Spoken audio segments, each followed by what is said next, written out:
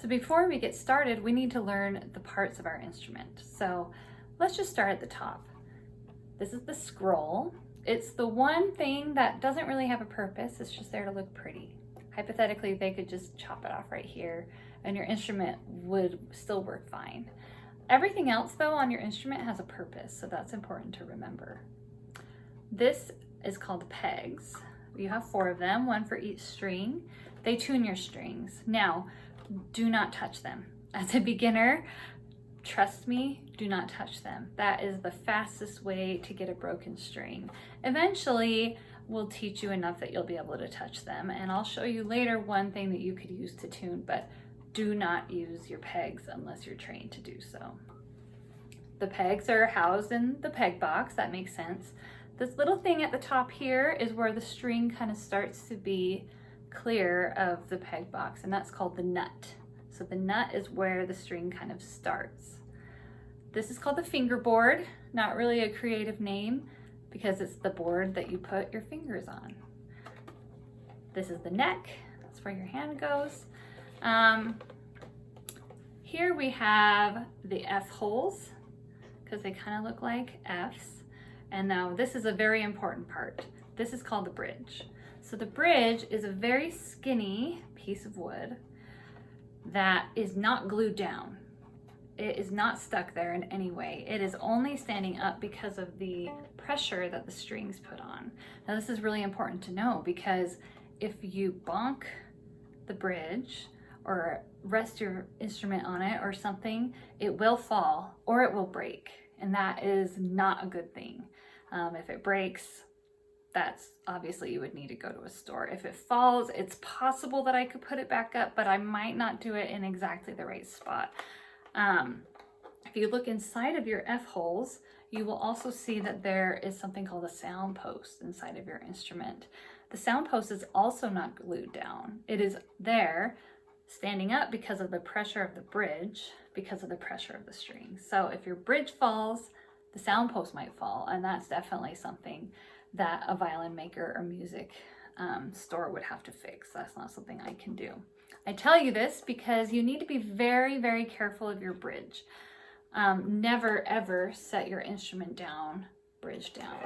It should always be on its back. If you're a cello or bass, it's actually very safe to put it on its side when you're setting it down. And you just need to be very aware of that. Don't lay it on your lap that way or anything. The bridge is very fragile and very important.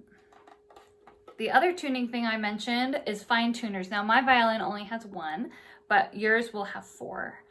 That is something that if you use those, it just minorly changes the pitch and you shouldn't be able to break a string with that. I'm going to teach you a little later how to tune your own instrument, but that's for the record.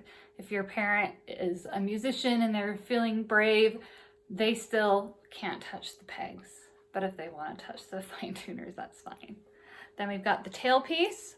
For violins and violas, we have a chin rest right here. That's kind of a misnomer because when you put it up, it's more on your jaw, not on your chin.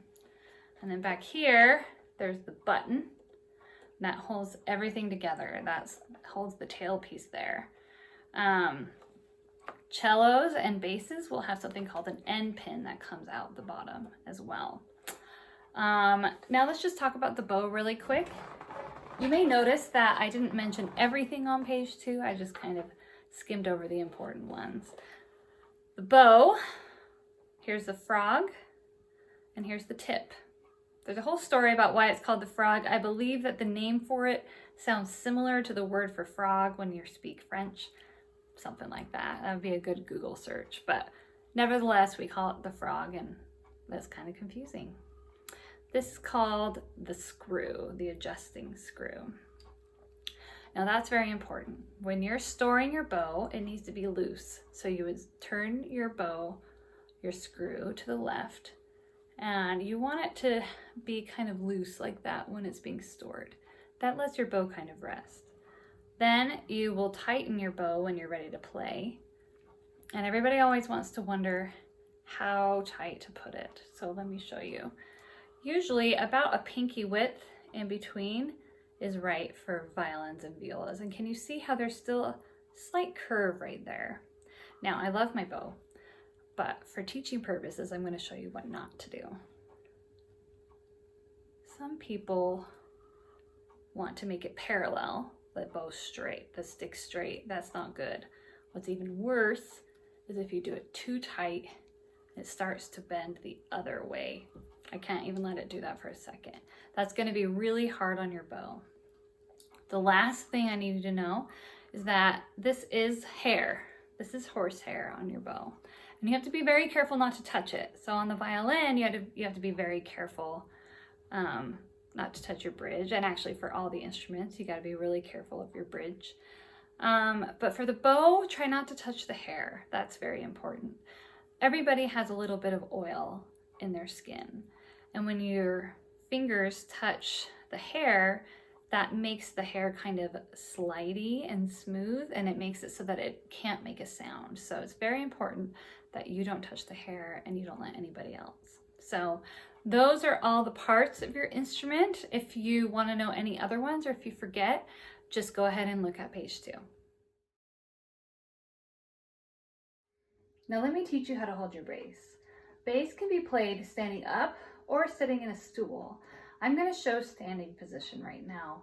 I think it's good to generally play standing when you're starting, just because it helps you have better posture, and then you can use the stool to rest when you need to. So put the bass straight up and down, and then you're going to lean it into your left hip area, kind of right here, right like that. Now you'll be able to tell if the end pin is the right height, if your arm is about to where your bridge is. Because that way when you bow, it'll be about a straight arm. So again, you're gonna have it straight upright, and then you're gonna kind of lean it into your left hip, and it'll sit right there.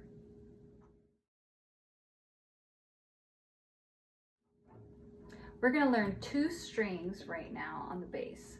We're gonna learn D, which is your second to highest, and we're gonna learn A, which is your second to lowest.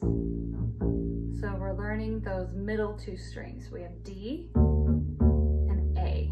And all of our music is going to be on those 2 strings for a while. So try to just memorize which one's which.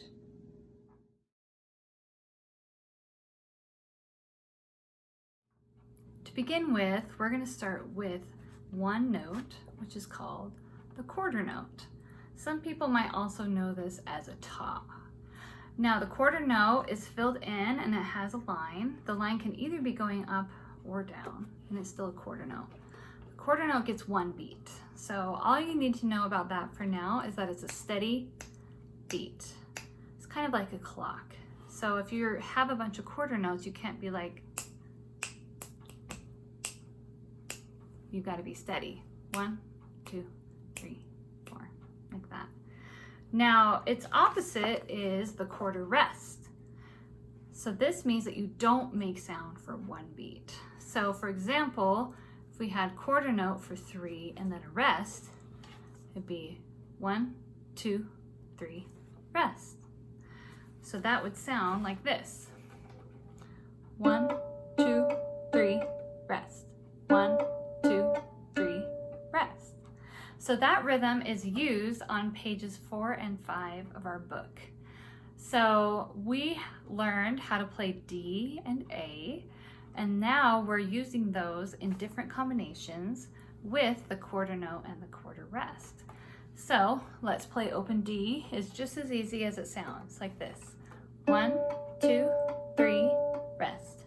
1, 2, 3, rest. 1, 2, 3, 4. 1, 2, 3, rest. And then open A is the same thing, but on A. So I would like you to try to just play through all of this music on pages 4 and 5. It will just use D and A, and it will only use quarter notes and quarter rests. But it gets more and more complicated. For example, if you look at number 8, named Count Carefully, it's going to go D, D, rest, rest, A, rest, rest, D, rest, A, rest, D, A, D, rest.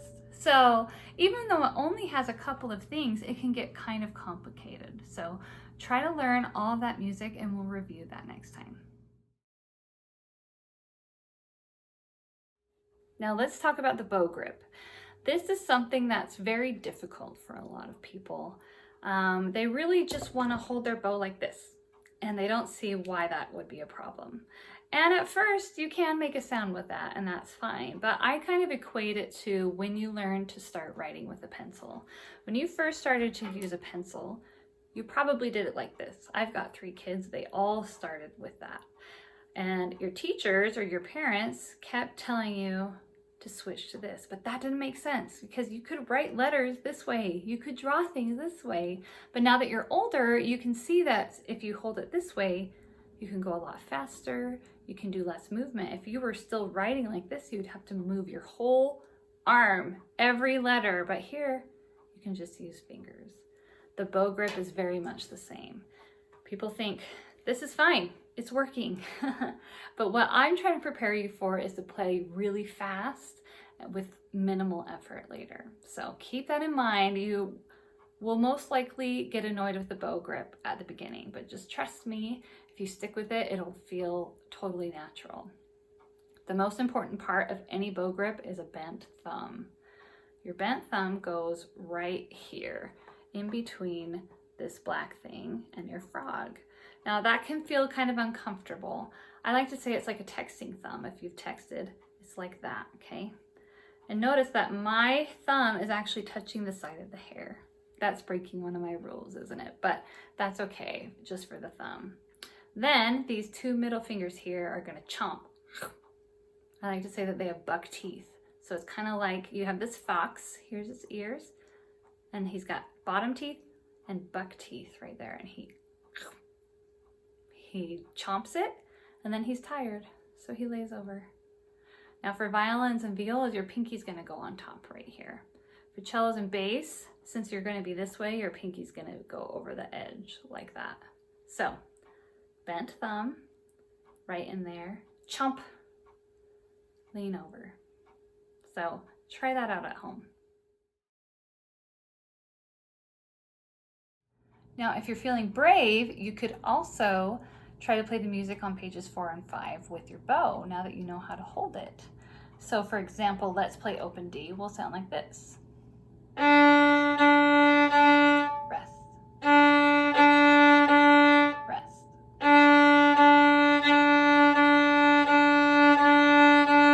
Rest. So try that out. It's going to be a lot trickier when you need to switch between strings, and it's pretty normal to hit extra strings. So just try to learn what angle your bow needs to be to hit just one string. So go ahead and try that out this week.